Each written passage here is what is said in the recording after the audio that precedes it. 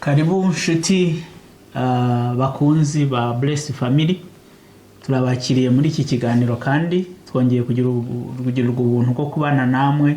Turashima Imana ko twese yaturinze, namwe yabarinze aho muri. Kubusha kumva iki kiganiro n'ukuri muzima, Imana yacu ibishimire. Kujewe ni Emmanuel na Betty. Karibu mu kiganiro. Urakoze. Sorry. Uyu munsi ikiganiro dufite ni ikiganiro kubera iki? Murakimenyereye, ni ikiganiro dukunda kuganira ibintu twibaza mu ijambo ry'Imana kugira ngo tubashe guhugurana dusobanukirwe. Ariko mbere yuko dutangira ikiganiro nyirizina, tumenyereye kugira ijambo ry'umunsi no gusenga. Aho dusenge komereza uduhe n'ijambo ry'umunsi. Urakoze. Reka dusenge Imana. Data wa twese, abagaragu bawe turi imbere yawe, tuje kugira ngo tubane n'abakunzi bacu ba Blessed Family dusangira ijambo ritoya ry'uyu munsi. Turakwinginze kugira ngo ubane natwe n'ikiganiro tugiye gukora, tuyoboresha umwuka wera. Hanyuma Data wa twese, ibyo tuvugira aha hantu bize kutugirira umugisha, umumaro twese hamwe. Dusenze tubyizeye ko byumvishe kandi ubikoze mu izina ry'Umwami wacu Yesu Kristo. Amen. Imana ishimwe rero ko twongeye guhura n'abakunzi bacu. Turabashimiye bakunzi beza ko mukomeza kudukurikira. Nukuri ni iby'umumaro, ni iby'umugisha.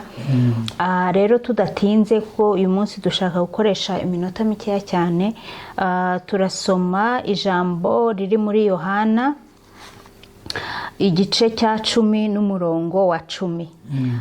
Umurongo wa 10, ababishobora bazahere hejuru. Ni amagambo Yesu yari ari kubwira ari kumwe n'intumwa ze. Noneho umurongo wa 10 uravuga ngo umujura ntazanwa n'ikindi keretse kwiba no kwica no kurimbura, ngo ariko jyeweho nazanwe no kugira ngo zibone ubugingo ndetse ngo zibone bwinshi. Amen. Amen. Ngo hano mu Cyongereza narindiho ndeba naho rivuga ngo the thief comes only to steal and kill and destroy. I have come that they may have life and have it to the full. Kugira ngo zibone ubugingo kandi zibone bwinshi. Amen. Turashaka kugira ngo twongere twibukiranye yuko muri iyi minsi ibintu bisigaye biyobya abantu, yuko Yesu Kristo ari gukora imirimo, ari gukora ibitangaza, ariko agakoresha n'abakozi batari abakozi b'Imana. Abantu benshi bari gushaka kugira ngo bashake Imana, bashakira aha. Abantu birukanka bajya hariya bava aha bakajya hariya bashakisha ibintu bitandukanye. Ariko muri ibyo byose mwongere mumenye yuko hariho n'abandi baba bishushanya. Nuko rero umuntu aravuga ngo hejuru Yesu yaravuze ngo hariho abaje mbere baje bishushanya ariko bashaka kumwishushanya ko ari we atari nawe. Ibi ngibi rero ahita avuga ngo umujura ngo yazanywe no kwiba, kwica no kurimbura. Icyo kintu rero tugomba kumenya yuko muri iyi minsi hariho abandi nabo baba bashaka kugira ngo baze baconshomera. Umujura Yesu yavugaga hano ni Satani. Satani nta kindi cyamuzanye uretse kwiba, kwica no kurimbura. Ashobora kuza kwiba akiba ubugingo bwawe, ashobora kuza kwica akica ubugingo bwawe, ashobora kuza kurimbura akakurimbura, kuko iyi nzira aba yakunyujemo ntabwo ari inzira nziza. Ni ukuvuga ngo tugomba kuba maso, kubera yuko na Satani nawe igihe kinini abari mu bye ashakishe abaconshomera, abajya kurimbukana nabo. Ni ukuvuga ngo muri iyi si tuba turi mu bintu byinshi, ariko muri ibyo bintu byinshi tuba turimo tuba tubura n'umwanya wo kugira ngo dushakishe iby'umumaro, iby'Imana nyamana itubwira muri iyi Bibiliya. Ahubwo tugashaka kugira ngo twiyobore muri gahunda zacu, twirwanirire. Muri ibyo byose haba harimo umutego ari wo Satani aba yaduteze, kuko abashaka kugira ngo aze ashaka abantu agomba kwica, kwiba no kurimbura. imigambi itatu niyo Satani afite Yesu Kristo yavuze. Ni ukuvuga ngo nta mugambi n'umwe mwiza urimo. Umugambi wo ni uwo kwica, umugambi wo ni uwo kwiba, umugambi wo ni uwo kurimbura. Niba atakwibye ngo akugirire mu byo uri gukora byose, abikwibe, akwiba umunezero, akwiba umugisha, arakwiba n'ubugingo. Niba atagukoreye ibyo bindi byose arakwica, agukindura, kurimbure, ukenye, ukugire gute, ibintu nk'ibyo. Imigambi ya Satani niyo ngiyo mibi gusa, nurangiza nakurimbure. Bene data, muri uyu munsi rero turashaka kugira ngo twongere twibukirane ijambo yuko Satani arahari kandi imigambi ye ni imigambi mibi, ariko Yesu Kristo icyo yaje kugira ngo aduhe ubugingo, kandi aduhe ubugingo bwinshi. Amen. Amen. Amen. Reka twongere twibuke rero bene data, dukomeze dushake mu maso h'Imana, mu maso Yesu Kristo yaradupfiriye ngo kugira ngo tubone ubugingo kandi tubone bwinshi. Reka tujye dukomeza kubizirikana rero. Ntabwo dushaka gukoresha umwanya mwinshi uyu munsi wa none, ariko reka dukomeze twibuke yuko Satani aba ari hariya ategereje yica, abarimbura, nabo aconshomera. Ibyo ngibyo ni imigambi ya Satani, ariko Yesu Kristo nawe yaje kugira ngo aduhe ubugingo kandi aduhe bwinshi. Imana yo mu ijuru ibagirire neza kandi ibahe umugisha. Amen. Murakoze cyane. Ni amahitamo, ni ukwemera ubugingo cyangwa se uje kukurangiza. Yego. Rero na buri gihe cyose umuntu aba afite amahitamo, aba afite inzira ebyiri zo kunyura, ariko mukundwa twese hamwe reka twegere Yesu kuko yatuzaniye ubugingo buhoraho. Ijambo ritubwira yuko Imana yakunze bari mu isi maze ibaha umwana wawe w'ikinege kugira ngo umwizeye wese atarimbuka ahubwo ubugingo buhoraho. Imana yacu itugire neza kandi nawe urakoze kuri uyu mwanya mwiza. Rero mu kiganiro kubera iki nk'uko twabivuze tuzatugira ibintu tuganiraho cyane cyane bimwe abantu bibaza cyangwa se ibintu bimwe na rimwe tugenda dutekereza ku ijambo ry'Imana, abantu baba bakeneye kugira ibisubizo. Rero ni ukuganira, ni uguhugurana. Umunsi wa none turaganira ku kintu bita ubutunzi cyangwa se amafaranga n'ijuru. Ese bimeze biti? Interesting. Murazi ko abantu babibaza ngo mbese birashoboka ko umuntu yatunga amafaranga, yashakisha amafaranga, yagira ubutunzi kandi akanakorera ijuru? Kuko hari icyigisho Yesu yigeze avuga, ari kubwira umusore umwe wari umwegereye, ngo bari naho bavuga ko yari n'umuyobozi mu kindi gitabo muri Luka ngira ngo, ariko ngira ngo muri Matayo niho berekana ko yari umusore w'umutunzi yegereye Yesu. Noneho aramubaza, bagirana ikiganiro, amubaza iby'uko yajya mu ijuru, amubwira ati genda ugire gutya witunganya amategeko, amubwira iby'amategeko, ati ibyo ngibyo ndabyubahiriza. Ariko aramubwira ati genda ugurishe ibyo utunze byose maze uze ubihe abakene, maze numara kubisangiza abakene uze unkurikire. Umusore agenda ababaye cyane kuko ubutunzi bwe ntiyagomba kuburekura. Yesu abonye iyo situation arabwira ngo biragoye cyane ko umutunzi yakwinjira mwijuru. Ni nkuko ingamiya yakwinjira mu mwanya w'urushinge, mu mwenge w'urushinge. So aha abantu rero bamwe baravuga bati birashoboka noneho se ni gute ingamiya yakwinjira mu mwenge w'urushinge? Ibindi Yesu yavuze muri Matayo 6:24 yanjye aravuga ngo byongeye kandi Yesu yigishije abantu uko ntawe ukeza abami babiri, ubutunzi n'Imana.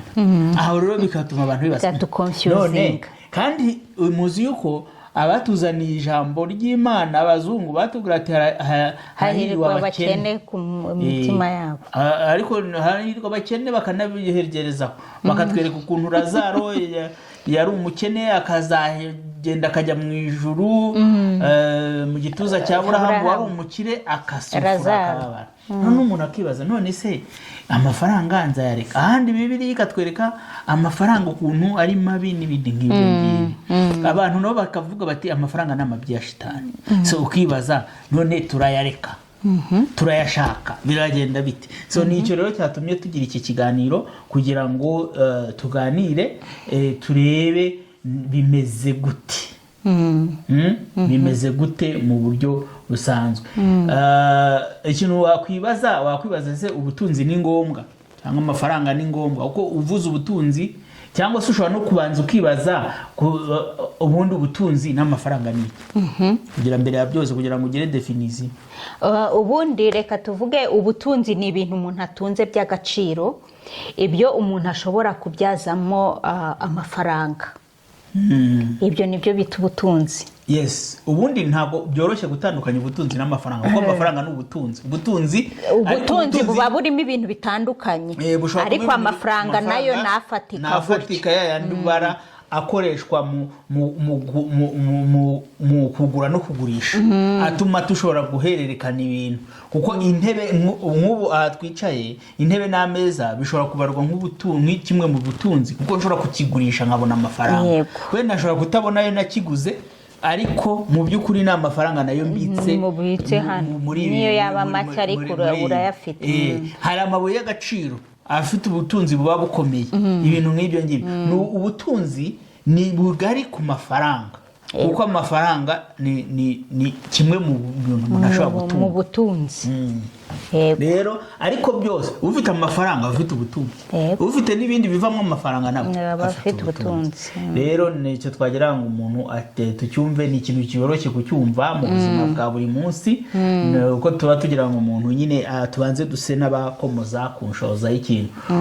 Ese ubutunzi ni ngombwa? Yego, ni ngombwa, kuko none se ubutunzi buburi twabonyemo amafaranga, kandi amafaranga niyo atuma tubaho umunsi ku wundi, niyo atuma twiga, niyo atuma twishyurira abana ibyo kurya, ibyo bakeneye, ibintu nk'ibyo byose. Mbese iyo amafaranga adahari ubuzima burahagarara.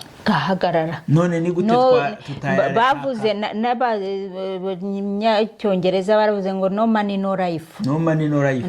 Natwe turavuga nta mafaranga nta buzima. Noneho umuntu akakubwira ati hoya wowe mafaranga menshi no kandi abantu barayakeneye, dukeneye amafaranga kugira tuyakoreshe. Ubuzima ntabwo n'itorero ubwaryo rikeneye amafaranga. Yego, none se ubundi urabona itorero ni itorero rya Kristo, ariko abantu baririmo se bafite ahantu bateranira. Amateraniro bayakorera mu rusengero. Urusengero rwubakwa n'ikize, rwubakwa n'amafaranga. Niyo abantu bavuga ngo baratanga umusanzu wo kubaka, none barubaka amabati se nayo barayakora mu byondo, barayakora mu biki, bayakora mu mafaranga, bayagura mu mafaranga. Uzi ko no mu itorero rya mbere ribanza muri Acte mu byakozwe n'intumwa, bavuga ngo baragenda bakagurisha amafaranga abijyabo, bakazana amafaranga bakasangira n'abandi. Urumva ni ibintu byahereye no mu itorero rya mbere ry'abakristo. Urumva noneho bigeze mu Bakorinto ibice 16 umurongo wa 1 n'uwa 2 batwereka uburyo Paul yari gushishikariza abantu gukorekta amafaranga abazahasoma ngo bajye gufasha abitorero ry'i Yerusalemu zari rifite ikibazo. Ababwira ati rero muterateranye ku munsi wa mbere y'iminsi 7 mujye muhura muhuze icyo mufite, buri muntu wese azana icyo ashoboye. Urumva nabo bagendaga bashaka ifaranga kugira ngo rero ko ifaranga ryabafasha. So rero reka turebeho gatoya kucyo Bibiliya ivuga ku butunzi n'amafaranga. Ni ukuvuga ngo ubutunzi cyangwa se no kugira ngo ube babona amafaranga, kuko amafaranga akuganisha ku butunzi, nicyo twavuze. Biva mu bikorwa bya muntu. Yego, ni ukuvuga ngo uwicaye ukaryama nta kintu urabona, wageraho. Tunashishikariza abantu bavuga ngo bakore, ugira umwanya wo gusenga, ugira umwanya wo gufata, ukoresha amaboko yawe, kuko ubutunzi ibyo dukeneye, ibyo byose dukeneye amafaranga biva kuko umuntu yakoze. Yego, ariko nukora ugomba kugira umwanya wo gukora, ukagira n'uwo mwanya wo kugira gute no gusenga no kugira ibikorwa by'umurimo w'Imana. So iyo usomye rero Imigani ibice 10 umurongo wa 4 harakubwira ngo ukoresha ukuboko kudeha azakena, ariko ukuboko k'umunyamwete gutera ubukire. amen. Imana yacu tugire neza. Amen. Bibiliya nayo iravuga ngo umunyamwete. Yego, Hari umuntu mwene data wigeze tugirana mubwira ndimo muhugura akavuga ati ngo Imana ngo yaramubwiye ngo ntakore. Wagenda mu cyumba asenge n'ibiki ariko ukabona ubuzima bwe nabwo buri burashaririye. None uzajya ugenda mu cyumba uve hano usengera abantu ubahanurire bra noneho nyuma yaho ugasanga hariho ubuzima bumeze nko kugira gute nko kuba yasaba. Noneho nimwe nza kumuhugura twabanaga mu masengesho ndabaza kumuhugura ndamwegera ambwira ikibazo ngerageza kufata uko mbishoboye ariko namubwira rero mwene data ngewe uko mbibona ugerageze uracyafite imbaraga. Ati numvishije bavuga yuko nge ntabwo wabimbwiye ko Imana yakubujije gukora ariko gerageza kuko abana bari kujya mu ishuri ubuzima buragoye. Urumva noneho n'abantu twabanaga mu cyumba kumva bamwe yamubwiye ngo mpaya n'undi yamubwiye ishatseho abana babirukanye ibibazo bigahora ari ibibazo. Uri kumva ubukire rero n'amafaranga turabigenda ariko biva mu bikorwa bya muntu. Twihute ubukire ni impano y'Imana. Abashaka kuvuga ngo amafaranga ngo nuyabona ngo namabya shitani oya gukira ni impano y'Imana yiguhayemo no kubinezerwamo kuko niho umuntu ufite ubukire atandukana n'abandi babubonye ku bw'Imana abunezererwamo. Yego butandukanye na bwa bukire abantu bajya kuvana kuzimu. Uko abantu umuntu avuga kuzimu bajya batubwira ngo umuntu avuga kuzimu yarangiza bakamubwira ngo nujye ugira ute inzu nziza yubake ariko ujyemo ntuyiraremo urare hanze cyangwa se bakaguha imodoka. Numvaga kera bavuga ngo uriya bamuhaye Daihatsu igapakira imizigo akaba ari uyigenda hejuru. Nuko nta binezererwamo nyine. Imana imaze kubona Salomoni ayisabye ubwenge iranamubwira ati n'ubukire ndabuguhaye ndaguha ati wasabye neza nguhaye n'ubukire. Urumva ko Imana yanamwongereye n'ubukire. Noneho iyo usomye Imigani ibice 10:22 haratubwira ngo umugisha w'Iteka atanga uzana ubukire kandi nta mubabaro yongereye. Amen. Imana tugire neza. Ni umugisha w'Iteka gukira gutunga kandi uwo mugisha iyo wawubonye nta mubabaro wiyongeraho. Nibyo nubona uri mu bukire bufite imibabaro n'agahinda usamenye ko hariho ikibazo. Imana tugirire neza. Ni impano y'Imana. Abibwira rero ko kugira amafaranga ari mu bibazo oya ni impano ariko no kubinezererwamo iyo bijyanye. Ntacyo bumaze ubukire cyo ni ikindi ntacyo bumaze niba utubaha Imana. Urukumva ntacyo bumaze. Hari igihe twasomye ijambo ritwereka ngo tube urumuri rumurika ngo ariko imirimo yanyu igira ite itume izina ry'Imana rihabwa icyubahiro. Ni ukuvuga ngo ntacyo bumaze niba utubaha Imana. Iyo utubaha Imana nta nubwo ubwo bukire bugira abo bumarira mu buryo bwo kubagiraho bubavana naho bubageza. Aho ngaho turi kubumvika. Yego. Niyo mpamvu ubukire Imana yo cyangwa se ibubona nkaho ntacyo bumaze iyo utabwubaha kuko ntabwo ubasha kugira gute kuyibukoreramo. Aho ngaho turi ndumva turi kujyana. Yego. Hanyuma ngo umukunzi wabwo nta buhaga. Umukunzi w'amafaranga cyangwa w'ubutunzi ntabwo abuhaga. Nta buhaga ni ukuvuga ngo buri munsi ahora ariko aba afite agatima. Iyo wa umuntu ukunda impiya wa wundi bakunda uvuga akunda ifaranga. Hako nta muntu wanga ifaranga rero nawe. No gukunda ifaranga ntabwo niko akundira imeze nkaho urikunda rikakubarira ibyabwenge rikakubata. Ibintu byose nta kindi uha agaciro usibye gushakisha ubutunzi gusa amasaha 24 kuri 24 karindwi kuri karindwi. Iyo dusomye umubwiriza 5:9 haratubwira ngo ukunda ifeza ntabwo ahabwa ifeza n'ukunda kunguka byinshi nawe nuko ibyo nabyo nubusa. Umubwiriza we yakunda kwivugira ibintu ko ari ubusa.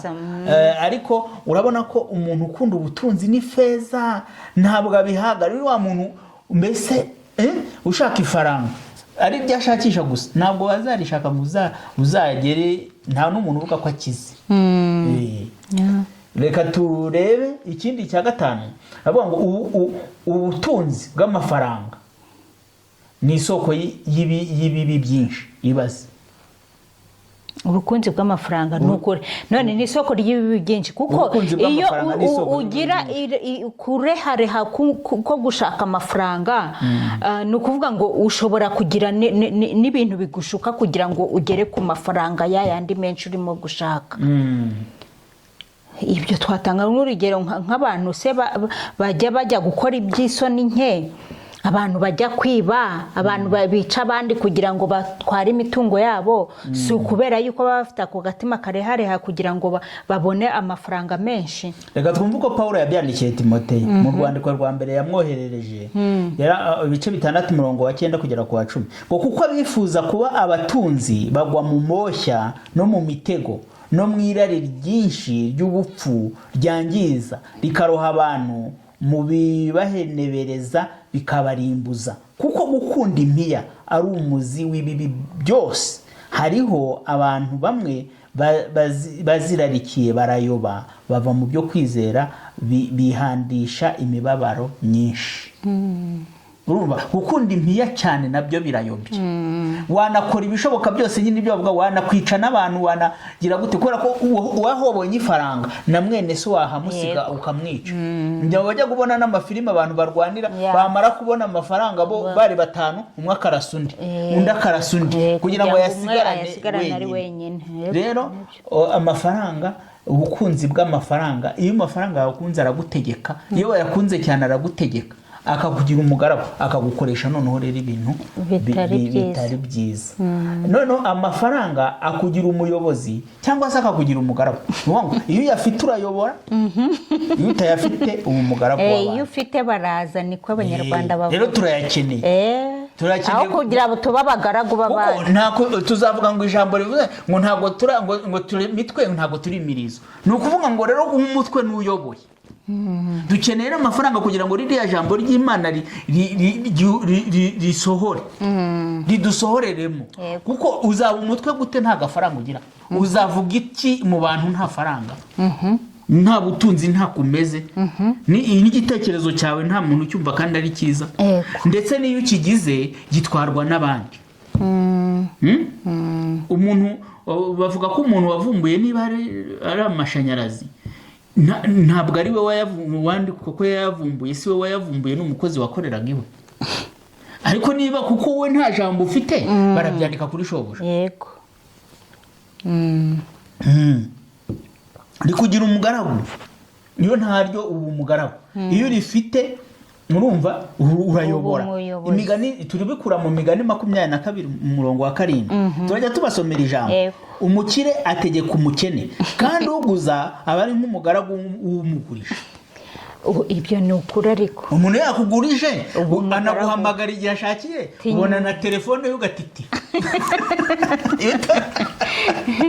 ukavuga aranyishuje kandi nta nayo mfite bagenzi, cyangwa se ukanahunga ukanayihureka kuyitaba. Umukire ategeka umukene.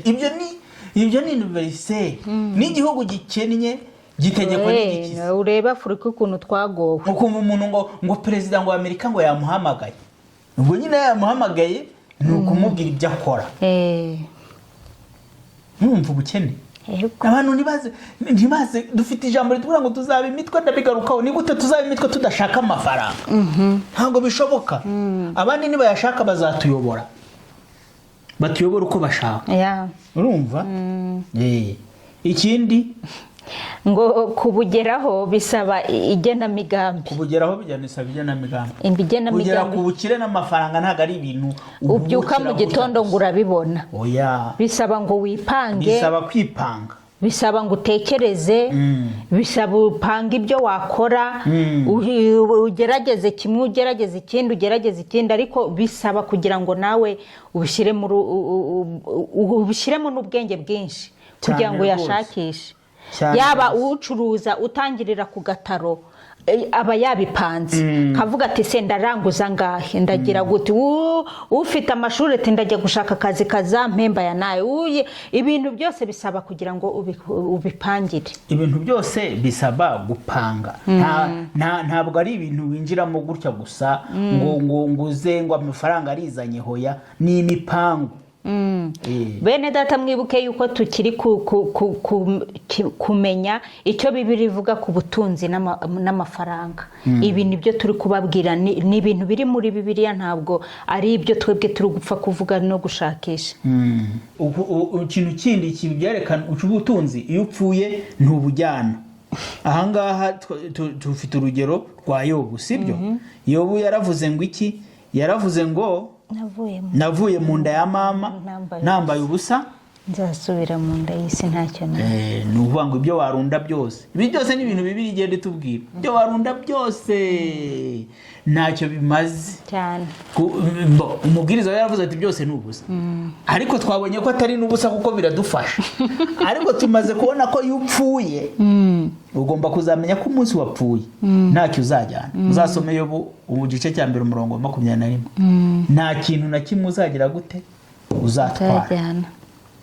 Niyo mpamvu rero wacisha na make. Yego. N'ubukire bwawe ukitonda, ukagwa neza, ukabukoresha neza imirimo ikwiriye. None rero wakwibaza kuki Yesu yawuvuzeho nk'ikibazo mu gakiza k'umuntu cyangwa mu kumukurikira. Rya jambo rero niho riza ryo muri Luka 18 murongo wa 18 kugera kwa 27. Mu by'ukuri iyo usomye hari ahantu ndibaza ko turihuta, ntabwo twasoma, abantu benshi barahazi. Iyo usomye ririya jambo mu by'ukuri ibyo Yesu yabwiye uriya musore, cyangwa se yari hamwe bamwerekana nk'umusore w'umucuruzi, umuyobozi, cyangwa ariko berekana ikigaragara cyo n'umusore wari ufite ubukire, yari afite amafaranga. Yesu nari nabivuzeho mbere, aramubwira ati rero wari kuvuga ati niki nakora ngo mbone ubwami bw'Imana n'iki byose. Amubwira ibyo gukora, amubwira ko kugenda ugure byawe. Yabanje kumubwira kubaha amategeko. Urumva? Aramubwira ati genda wubahirize amategeko. Umusore aramubwira ati ayo yose narayitondeye kuva nkiri mutoya. Kuko we yashaka kumenya ikintu cyatuma abona ubugingo bwawe. Ati narayitondeye kuva nkiri muto. Yesu yumva muri bwa buryo bwo gukira wemeye amategeko, ni uburyo bw'imirimo wakwidata n'ibiki byose. Aramutestinga mu buryo Yesu yigishaga hano. Yesu yashakaga no kuba nk'umwigisha nawe ugutestinga, ugushyira nko mu kizamini. Aramubaza areba umuntu kuko we yabonaga mu mitima, abona pride, abona kwirata kwe kuri mu butunzi. N'ibyatuma avuga ko akora imirimo no gukorera Imana uko abivuga nuko yubaha amategeko bishingiye cyane mu butunzi afite. Avuga ati rero none akora ahantu hari sensible. Avuga ati genda ufate ubutunzi bwawe ugurishe, umara kubugurisha ugende ubuha abakene. Ko kiragoye cyo. Noneho ugarucyuze ugira ute umurikire. Kandi benshi muri twe bakubwira ati gurisha ibyawe ugende wenda ujye no mu rusengero ukore gusa. Nibyo nanavugaga na wa muntu nari kukubwira. Nawe ubwawe n'abantu baranaguseka bakavuga ati warasaze. Urumva? Uragurisha nese uzaba kandi koko wabaho wenda Yesu kiragiye yatuburaga n'imigati da. Yesu wanamukurikira kuko icyo gihe yari atuburaga, yarakugaburira. Wamvuga uti ndagukurikira nanjye ninsonza ubwo birwana ugaburira. Ariko none bibaze muri iki gihe rero asanga mu by'ukuri inyigisho iri mwahangaha niki. Ubu butunzi bw'uyu mugabo bwari bumubereye nk'ikigirwamana. Ntabwo yashora Yesu were yamaze kubibona ko bugwaye nk'ikigirwamana, kandi kuri benshi ubutunzi buhinduka ikigirwamana, bukaba ikintu cyabo cyo kwirata. Noneho rero kandi noneho nibo benshi bakakunda imiya kuri bwa buryo twabonye mu biranga ubutunzi n'amafaranga, ku rwego rutuma rubakoresha ibibi. Noneho Yesu aramubwira ati ndababwira ko kugira ngo umuntu azabone ubugingo uri umutunzi ni nkuko ingamiya yanyura mu mwenge w'urushinge. Mu by'ukuri ubirebesheje amaso y'umubiri gutya wabona ko ari ibintu bidashoboka, ariko Yesu ntabwo yashaka kuvuga ko ari ibintu bidashoboka. Ntabwo yigeze avuga ngo ntibishoboka, yavuze ngo biragoye, biraruhije, niryo jambo yavuze, biraruhije. Ni ukuvuga ngo ikintu kiruhije uragikora ukakigeraho ariko bikugoye. Ntabwo Yesu tujya tumwumva neza, kuko hari umuntu wakubwira ngo Yesu ubwo yavuze ko ari kwinjiza inoza ngo ntabwo bizashoboka, yavuze ngo biraruhije. Aho ngaho niho tugomba kumva neza, biraruhije umuntu w'umukire kugira ngo aye, ariko n'umukene nawe ntibimworoye. Samaganya y'umukene yo aroroshye, ntabwo yoroshye nayo, ntabwo yoroshye. Tuvugishije ukuri nawe afite ibye bibazo, ahubwo arushe kurusha wa mukire, ashobora no kuruha kurusha n'umukire ubigiyemo neza. Ko maganya rega umukire saba arushe bingana iki? Ko umukire ashaka yakwishyira ku murongo, kuko mu gihe afite ubukire icyangombwa nuko ubwo bukire bwe abukoreshe bukore n'umurimo w'Imana. Naho umukene wese aravuga iki se? Ni ukuri biba bigoye, uraba waburaye ube wabwiriwe, hanyuma se urumva icyiza umukene ahashobora kugira icyiza umukirano ukizwa nuko we ibyiringiro byabishyira mu Mana, avuga kuba ndiye no kuba ni Imana akabonye gatoya agashima Imana. Na undi we yumva ko ibyo n'ubundi ndarya n'ubundi. Siyo mpamvu abazungu se ujya wumva bakubwira ati ariko Abanyafurika muhora musenga, none si musenga ibiki? Muzi yuko Imana yabaremye ngo itagomba kubaho ibyo kurya, itagomba kubaho ibyo ntacyo bavuze. Abanyafurika iyo umubwiye uti senga Imana uburebe ko utarya, ahita ajyayo gasenga. Ariko umuzungu avuga ati ntabwo nzi ibyo by'inzara bavuga, ntabwo nigeze menya inzara, sindabona electricité yabuze, sindabona nta kintu.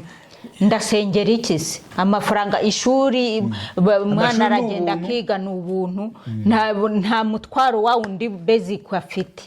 Rero naho ugera ukagira iyo pride ukirata gukomera kwawe, ahubwo ntushingire ku Mana. Umukene yumva ashingiye ku Mana, ariko uwakize ashobora kugera ku rwego abumva ko ari we wenyine wikomeye, ntiyumve yuko ari n'Imana yabikoze, ahubwo akumva yuko ari we ubigezeho ku giti kiwe. Yesu arababwira, Yesu baramubaza ngo none si bwo noneho bizagenda bite? Arababwira, arabasubiza ati ibidashobokera abantu ku Mana birashoboka. Imana yacu itugirira neza. Ni ukuvuga ngo n'Imana yahindura abo bakiri, sibyo se? Bagahinduka. Yego rwose. So reka rero dukomeze.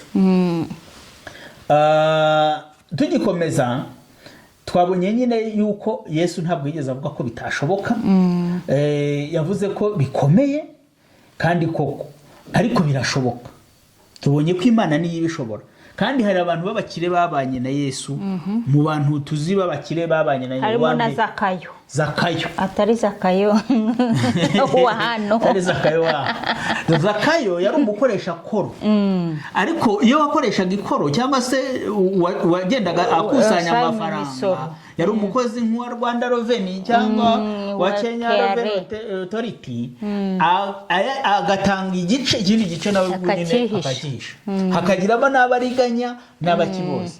Ariko akijijwe ahuye na Yesu, yaramanutse rwose. Mu bintu yatekereje ku butunzi bwe, ashaka kugira ubwaha security. Avuga ati rero ngo security ndayikora ne, abo nambuye ndabishyura, ndabasubiza. Uwo nahemukiye ku mafaranga kabisa, akanamuhaho n'inyungu. Yamenye ubwenge. Yego. Undi mukire rero, umukire witwa Yosefu we Arimataya, we nawe yari umuntu ukurikira Yesu n'inyigisho ze, ariko yari umukire. Umwe abantu nibasoma neza bazasanga ari we washyinguye Yesu. Mujya kureba umwe watse yaragiye yaka umurambo wa Yesu ajya kuwushyingura. Mugende musome inkuru zo gushyingura Yesu murabisanga aho ngaho. Uyu Yosefu yari umugabo wifashije, unavuga ijambo rikijyana kubera amafaranga, no kugira ngo ashyingure Yesu nuko yari yishoboye, akanamusaba, akanamukura, akamukorera ibyo agomba gukora byose, aramushyingura.